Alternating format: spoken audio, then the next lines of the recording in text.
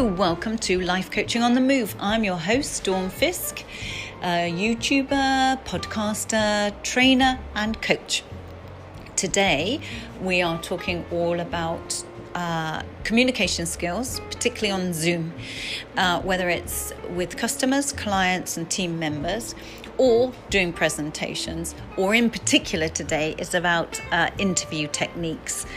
When you're being interviewed for a job role, and I know lots of people are at the moment, the whole job market has been turned upside down because of COVID and the climate, but also we're all on Zoom doing them as well now. So today's episode is all about how to communicate effectively, particularly in a job interview over Zoom. But as many of us are working on Zoom or Teams a lot at the moment, whether it's schooling, college work, and business, most of us are on screens, and it's how to come across better on screen, how to look more professional, sound more professional, and to come across more effectively. So if you know of anybody that's having job interviews at the moment, then please do point them in the direction of this podcast. But if you're working remotely on screens, this will help you too. In the meantime, good news, I've got another one of my life skills and confidence coaching 7-week program starting soon in February. So have a look at the website for that if you would like to enroll for that. It's a much cheaper option of getting some coaching from me in small groups, tiny groups, very friendly. That's a 7-week program. I also have a 3-week stress course starting in February as well. So have a look at the dates on there. There's equally some online programs that you can download and do by yourself, not in a group, by yourself in your own time in the comfort of your own home or office, on time management, and an advanced stress management program there as well. So my website is www.milestone-coaching.co.uk, and that's also the place to contact me should you have any questions, comments, feedback, topic suggestions for forthcoming podcasts, or you would like to contact me about some coaching or a coaching session. So if you do want to find out about how that works, how to go about it, book one in, or just chat about whether it could be useful to you or costs and things like that, and just drop me an email. It'd be lovely to hear from you. Let's now crack on to this week's episode, all about how to improve your Zoom communication and in particular job interviews.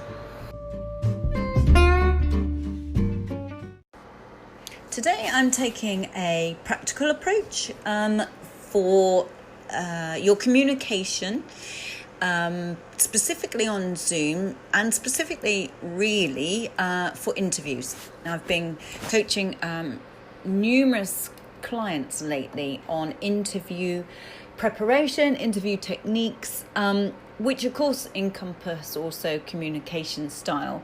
And in the current climate, because we are January 21, they are pretty much all exclusively being carried out on Zoom. But so too are your meetings, and so too are your presentations. So this applies across the board, really.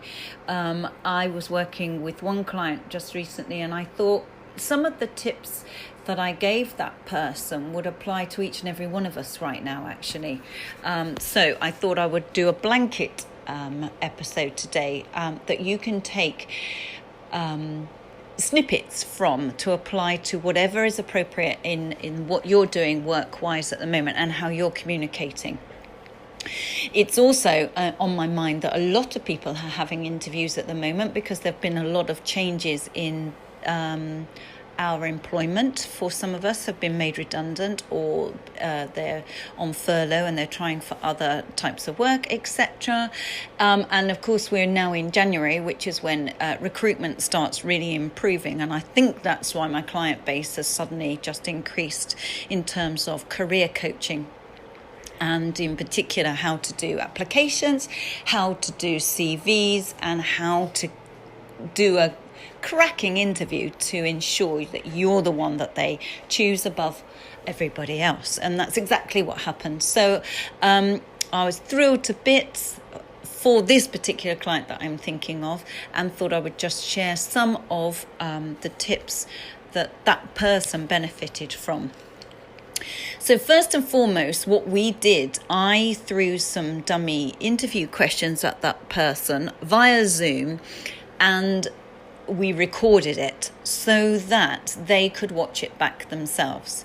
And I think that is a really, really useful way for any of us to learn, actually, whether it's presentation skills. Often when I'm working with people one-to-one, remember those days pre-COVID, I would record them doing their presentation or preparing them for an interview. I would record them on their phone, just subtly. The phone would be recording in my hands, out of the way, not pointing at them and scaring them. But we would just do some work on interview questions, dummy interview questions, and I would record each one separately and let them look at it straight after and review what they noticed, what they liked, what they weren't so keen on, and I would also give feedback. And it is one of the best ways of learning. As painful as it is at first and as awkward as people feel at first, they quickly get over that and actually quickly see each question improving, and by the end of that coaching session, how differently they're answering, communicating, their body language, etc. If they can see it themselves and critique it themselves, they are going to really, really adjust their technique according to what they've seen, much more so than if I just give them feedback and they can't see it for themselves. So I would recommend that you see it, i.e. it's recorded, either by working with someone or with myself, have it recorded on Zoom and watch yourself. Cringe for a bit, but you quickly get used to it. It is really, really, really worth doing.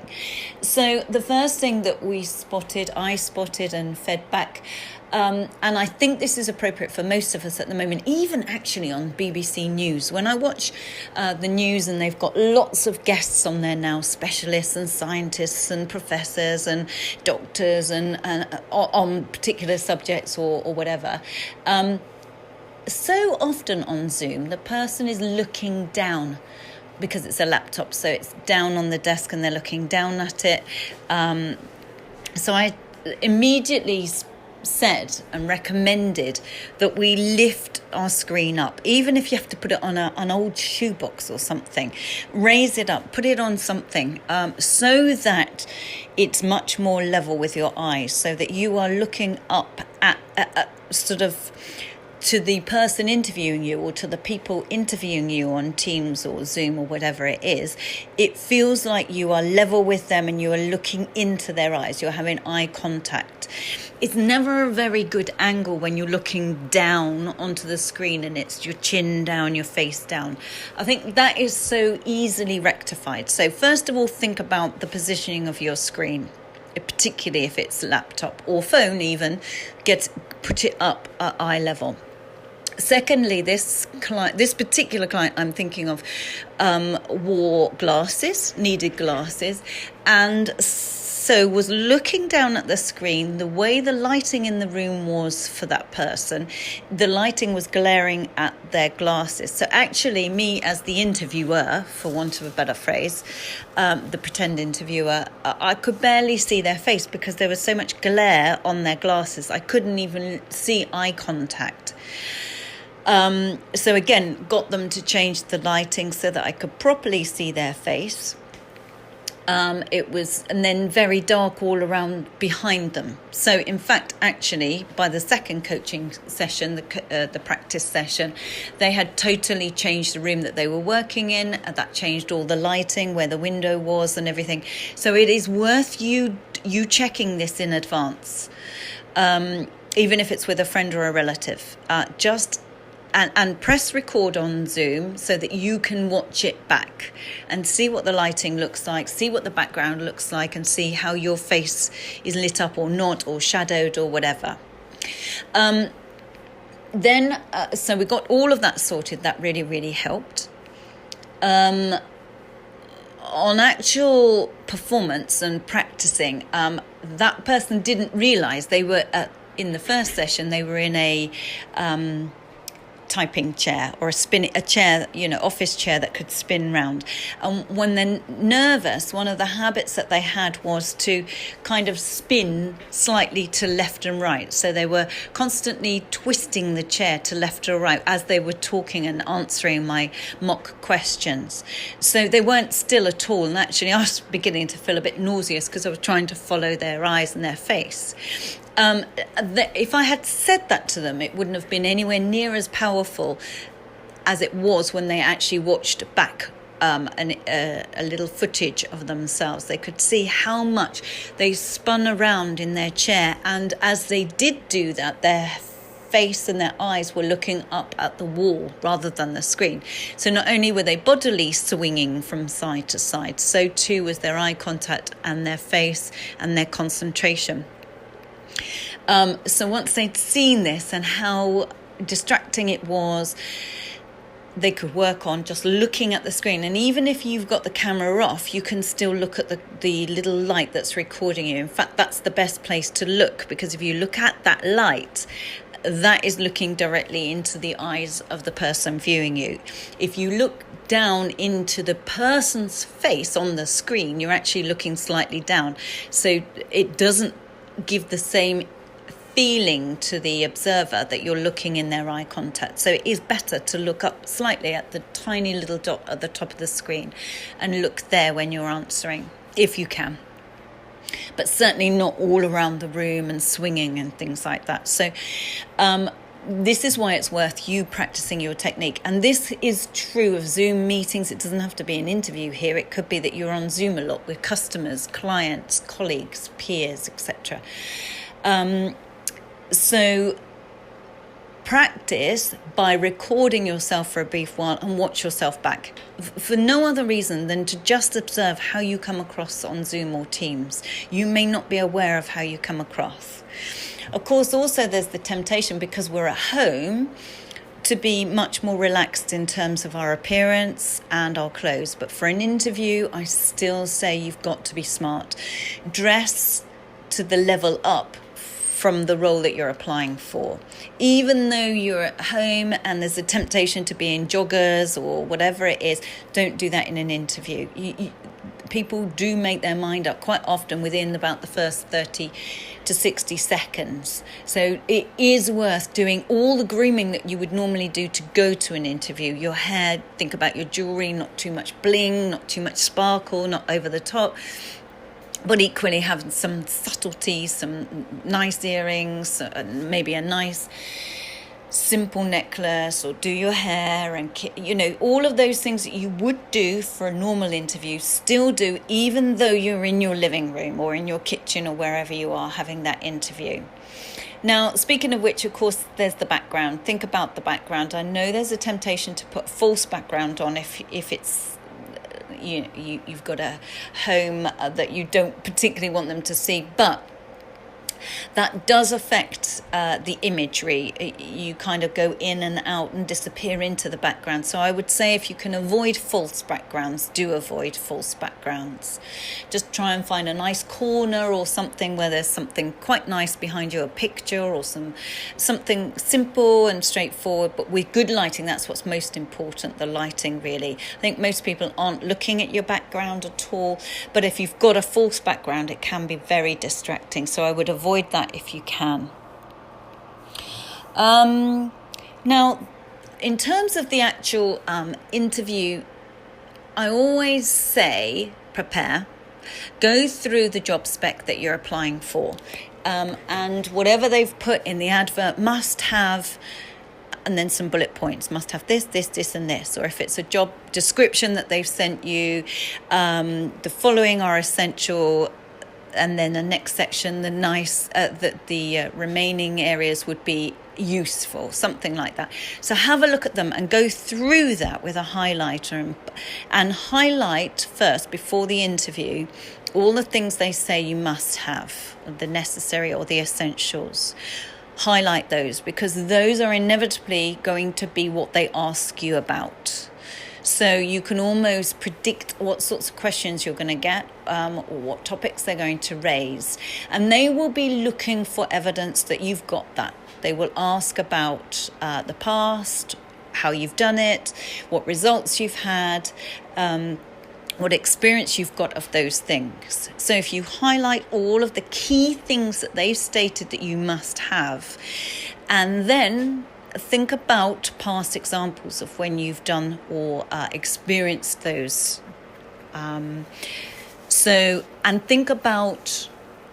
So I quite often say to people, when you are pre-planning your interview, think about 4 or 5 really good, meaty examples of what you've done in previous roles. That was quite in depth, had a good result, had a lot involved with it, that you can use that. So think about in advance 4 or 5 good examples in the past. One maybe from outside of work. It could be other things that you're involved with. Maybe you're on the school committee, your children's school committee, or maybe do some voluntary work, or you run a club or a committee or something like that. You're involved elsewhere. That's usually quite useful as well, to have something that's non-work related that you've got involved with, and can be helpful. Certainly from your most recent roles, you need a couple of examples from that, and maybe one example from one prior to your recent role. So a nice little selection there. And see that as, in my head, I always see that as a kind of filing cabinet, one of the old-fashioned grey filing cabinets with 4 or 5 drawers. So I've got each example in one of those drawers. And so it doesn't matter how they word that question, because we don't know how they're going to word the questions, what angle they're going to take. But if you've already got 4 or 5 really good, meaty examples in your mind, then you can adapt the answer according to the question. It's a bit like revising for an exam. You've got your finals, a big exam where there are going to be four essays that you've got to write in your A-level or your exam or something. We never know what questions are going to come up. We try and pre-guess, don't we, when we're planning our revising. We try and guess what's come up in the last few years, and we start to revise 4 or 5 subjects, and then we get in there, and that one that you've learnt isn't there. It's not there. Oh no, it's not there. I've revised it, and I haven't revised these ones. So what we inevitably end up doing is adapting the one we have revised and we know inside out to something fairly similar, and we mould it around and put meat on the bones as much as we can. And we'll still come out with a good grade in our exam. So we've still gained points, we've still used our material, we haven't just gone to pieces. So in a way, it's a bit like that. Have 4 or 5 good examples and adapt them. So it doesn't matter whether they're asking you about, give us an example of when you've had to make a really tough decision. How did you go about it? And what was the outcome? So you can adapt it to decision making. Or give us an example of when you've had to go over and above the call of duty, or the extra mile or something. Or give us an example of when you've had to persuade other people to your idea and take them along with you. How did you do it?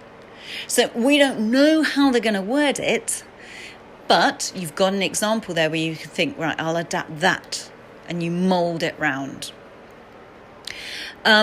So you've got those examples in your filing cabinet. Also, separately to that, consider in advance, what are your USPs? What are your unique selling points over and above the other people that they will be interviewing that day?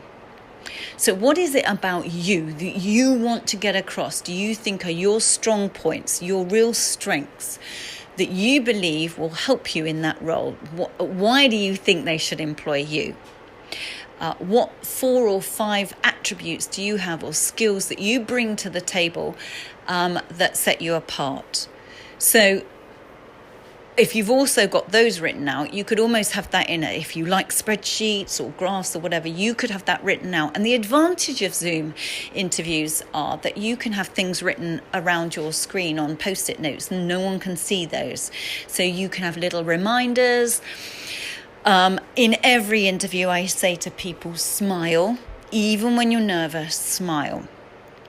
And so you could have a smiley post-it stuck up on the top screen, on the corner of your screen, to remind you to smile, because you come across as so much more likable, personable, relaxed and confident and comfortable in your own skin if you can put a few smiles at the beginning, the end and in between, or at the end of each question, a smile. If you're trying to remember to do something, if, say, me, if I've worked with you and I say to you, try and remember to always smile, for example, or say X, Y, and Z. If you're in an actual one-to-one interview and you haven't got post-its written up, one of the tips that I recommend is that if you're a watch wearer, swap your watch onto the other hand so it feels wrong, because you'll keep becoming aware of that without them becoming aware of it. So it will be a reminder to remind yourself to say X, Y, and Z, or to smile, or to sit up straight, or whatever it is. So smile as much as you can without it looking stupid. It's got to look natural and appropriate, but do smile, because often if we're nervous, we frown. That comes across as hard and unfriendly. It is nerves that are causing you to do that, but that can get misread, and you don't want it to come across that way. So have that reminder up on a post-it note, practice it again, watch yourself record yourself, practice it, and see how different your face looks when you relax and smile in between.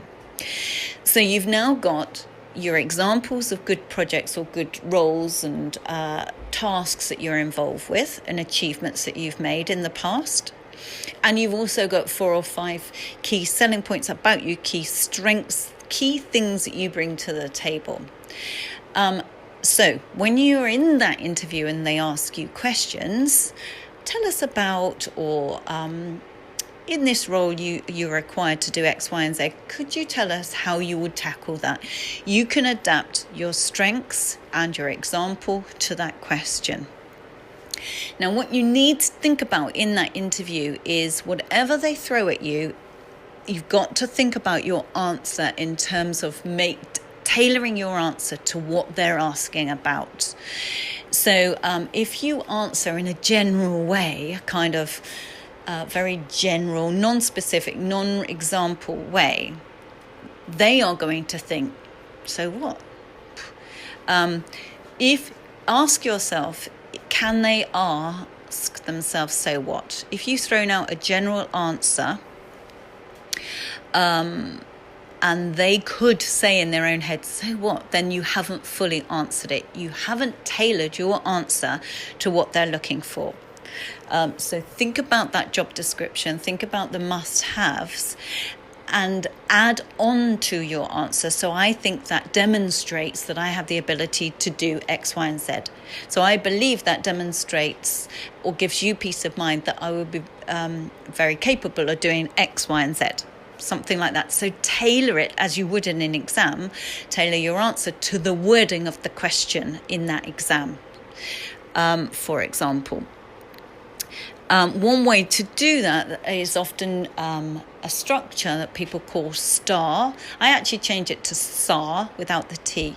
And that means, that stands for situation, or the specific time situation.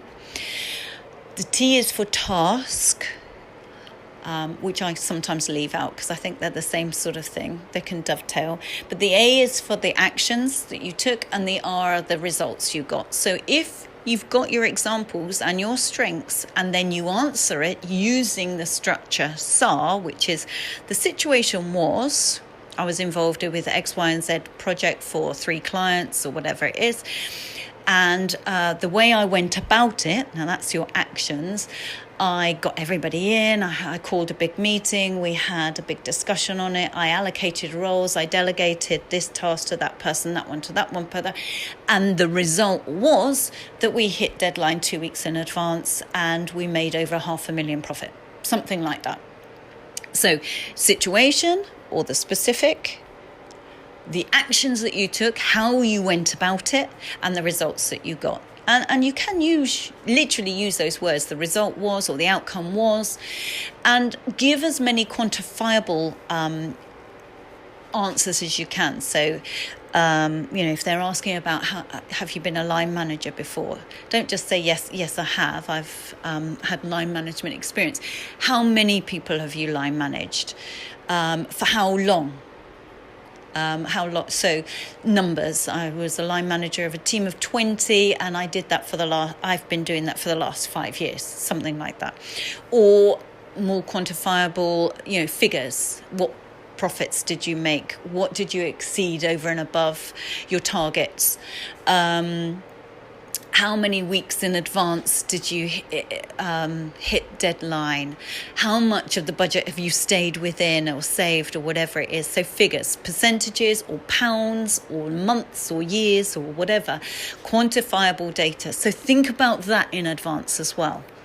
The other things that they may ask you about, general things, sort of equal opportunities and how you can apply and comply to all of those, or how you have in the past.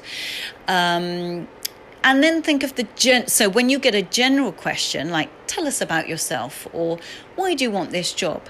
You can then be thinking about your strengths, because you've got those already sorted out, and those are the ones you want to get across somewhere. You want to weave them in amongst the answers, whether they're specific questions or whether they're general open questions.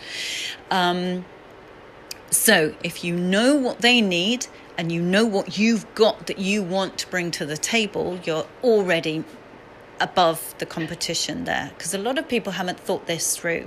You're going to shine, which is exactly what happened with my client this week. The feedback they got when they were offered the job was that you shone above the rest. But that client had put a lot of work in. We'd worked together several times.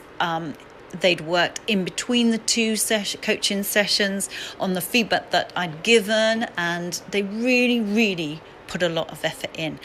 And at the moment, it is tougher out there in recruitment, without a doubt, because of the climate that we're in. But there are jobs out there, and there are people getting those jobs. The difference is you've just got to be that one that shines above the rest. It's a numbers game. There's one person for one role, and you want to be that one person for that one role. So any of these things that you can do in advance will absolutely help you above the rest of the competition. Don't worry if you get a random off-the-wall question. They are there just to see how you handle them, because they do catch you left field.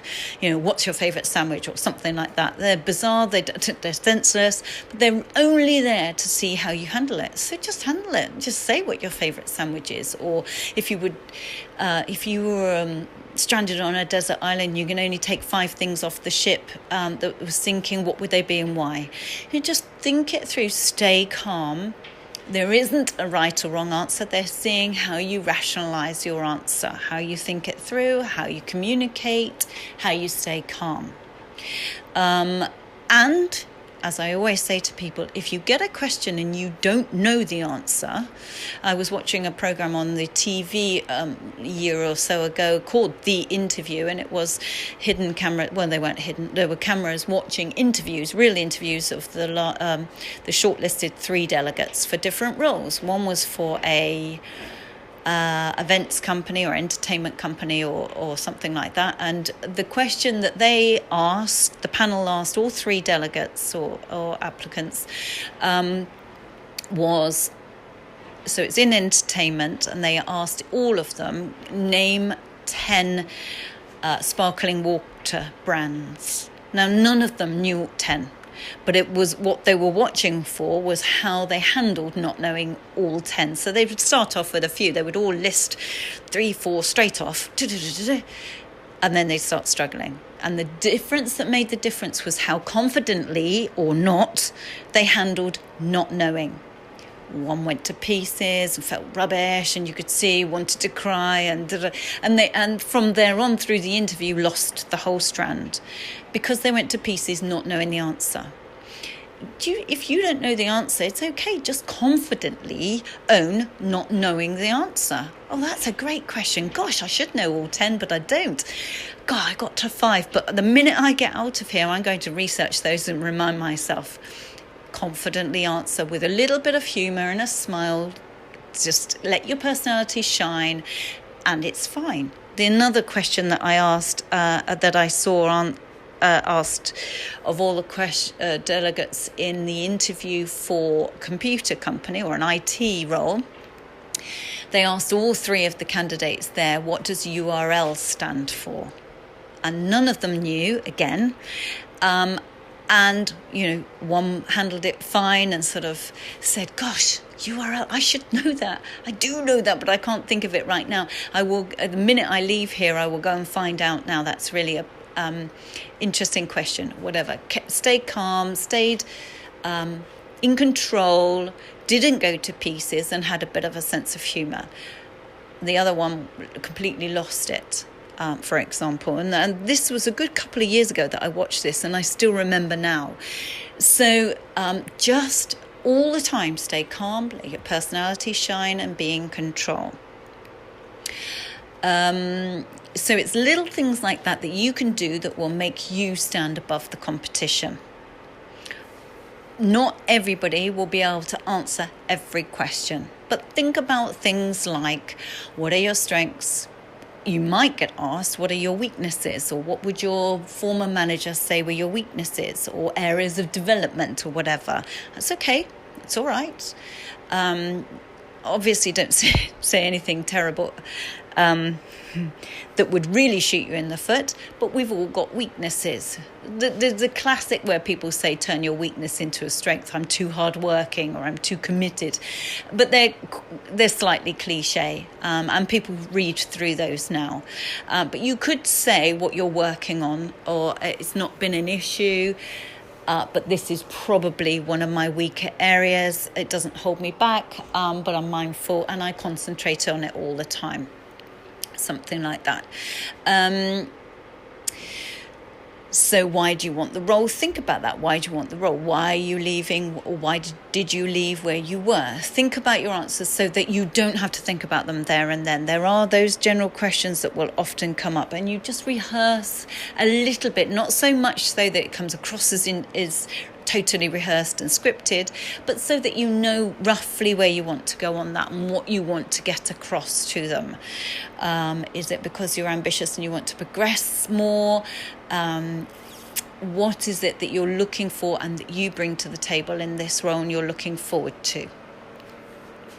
So just stay confident all the time, communicate all the time. And the big beef that I've got as well is lose the filler words. Use the weak filler diluting words such as quite and probably and a bit, and sometimes, those wishy-washy words that actually play down what you're saying.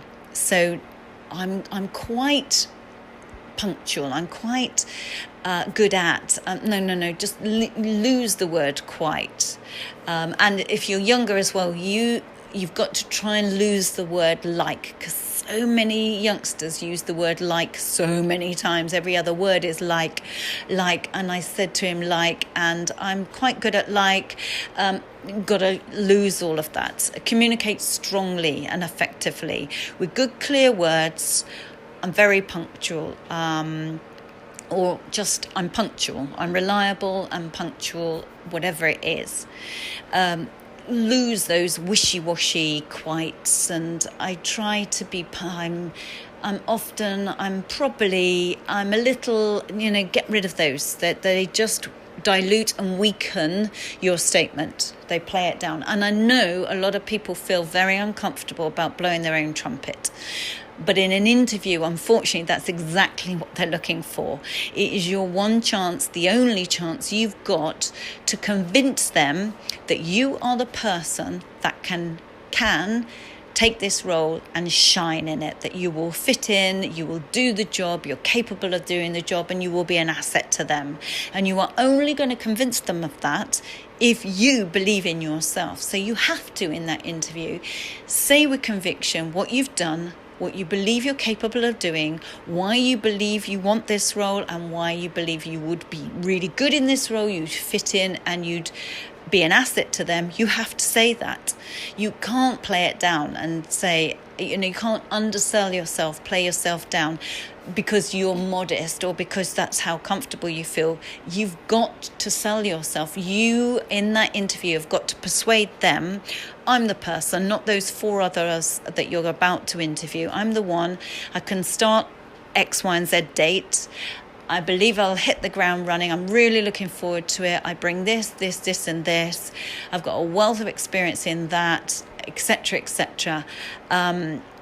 You have to say it with conviction, even if it feels uncomfortable and alien to you because you don't normally speak about yourself or broadcast yourself. That's why working with a career coach is helpful, or a friend or a relative or whatever. That's why you need to prepare. You've got to practice saying things about yourself so that it comes across more naturally. Because that's what an interview is about. It's about convincing them that you're the one for this role. If you don't believe it, it will subtly come across a normal day.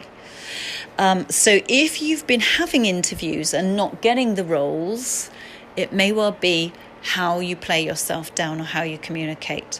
So I hope that's helped. This can help too in Zoom meetings and Zoom presentations and things like that. Because again, if you say things in a Zoom meeting or a presentation that's playing it down with those wishy-washy diluting words, ineffective communication to your customers or whoever it is, it will come across to them and they will not be convinced. So if you're trying to improve anything on Zoom, these things will apply, both in terms of the background, what you're wearing, what you're saying, how you're saying it, how you look, etc. So work on it. Definitely record yourself a few times. If people on your Zoom meeting don't mind, just ask them, please, could I record this for my own personal development? I'm working on my communication style or whatever. People will not mind, I'm sure, generally, that you've recorded it, and play it back and watch it. I know you'll cringe, but you will learn so much from this. If you want to contact me and have just one session to improve your presentation style or your meeting approach and style or your interview style, then please do give me a shout.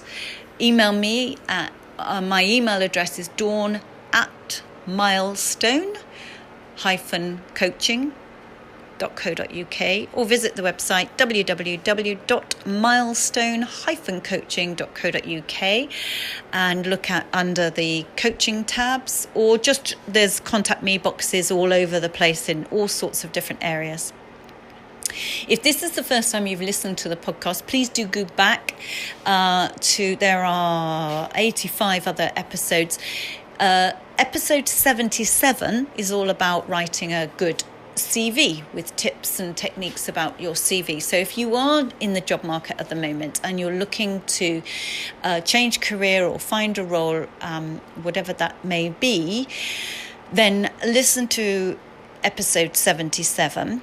If you are listening to this today and you haven't had a role before and you're thinking, well, it's already easy for you to say about 5 previous examples of things I've done, but I haven't got those because I've never been in employment, you will have examples you can draw on. I work with a lot of youngsters and we find other things, transferable skills from other parts of their life, whether it's been at uni or at college or at school or things they do outside of school, that can be used in those examples. So just drop me a line and we can do a session and work on how to weave those skills and those experiences from the past into a job interview, despite you so far not really having any career experience yet. So how to overcome that.